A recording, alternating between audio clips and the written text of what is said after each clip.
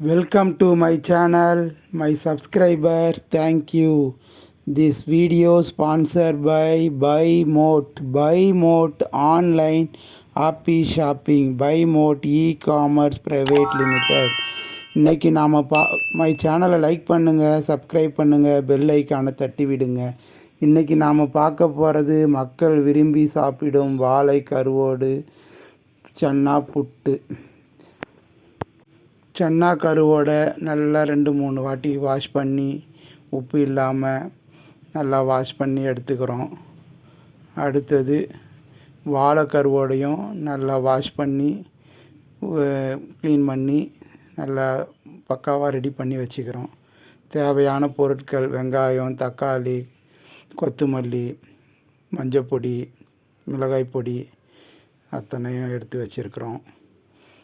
அடுத்ததாக நம்ம ஒரு கடாயில் ஆயிலை போட்டு இஞ்சி போட்டு பூண்டு போட்டு வெங்காயம், தக்காளி, தேவையான காய்கறிகளும் போட்டுக்கிறோம். உருளைக்கிழங்கு, கத்திரிக்காய் அத்தனையும் போட்டு நல்லா வேக வைக்கிறோம்.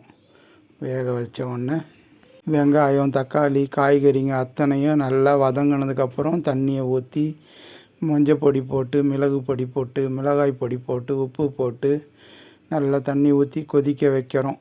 நல்லா கொதித்து உள்ளே இருக்கிற ஆயிலெலாம் வெளியே வந்ததுக்கப்புறம் நம்ம கருவாடை போட போகிறோம். அதுக்கு முன்னாடி இந்த பச்சை வாசனை, மிளகாத்தூள் வாசனை, காய்கறிங்க வாசனை அத்தனை வாசனையும் வெளியே வரணும். வந்ததுக்கப்புறம் நம்ம கழுவி வச்ச கருவாடை அதில் கலக்கிறோம். இதுமாதிரி சன்னாவையும் நல்லா தண்ணி இல்லாமல் ரெடி பண்ணி வச்சுக்கிறோம். தண்ணியெல்லாம் புழிஞ்சிட்டு சென்னாவை தனியாக வச்சிட்டோம்னா அது நல்லா உலர்ந்துக்கிட்டு இருக்கும். நம்ம இந்த கத்திரிக்காய் குழம்பு நல்லா கொதித்து வந்துடுச்சு. இந்த நேரம் கருவாடை போட்டு இறக்கி வச்சிட்றோம். வாழை கருவாட்டு குழம்பு ரெடி. அடுத்தது சென்னாவுக்கு ஒரு கடாய் வைக்கிறோம். கடாயில் ஆயில் ஊற்றுறோம். ஆயில் ஊற்றினதும் நல்லா இஞ்சி பூண்டு நசுக்கி போடுறோம். நல்லா அதுவும் கொதி வருது.